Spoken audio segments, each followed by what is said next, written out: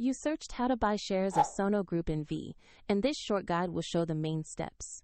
Sono Group NV builds portable medical ultrasound devices and is listed on NASDAQ under the ticker SSM. This is educational content, not financial advice.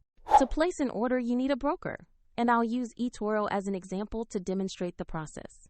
After registering, you must verify your account with an identity document and add funds before buying. Open the platform search bar and type the ticker SSM to find Sono Group NV. Make sure you pick the NASDAQ-listed result to locate the correct stock.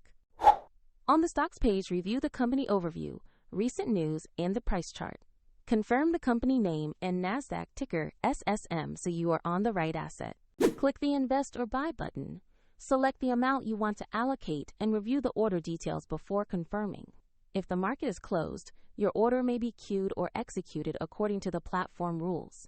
If your funds are insufficient, the platform will prompt you to add money before the purchase can be confirmed. Once the trade executes, your position will appear in your portfolio. A link to eToro is available in the description if you want to follow the same steps.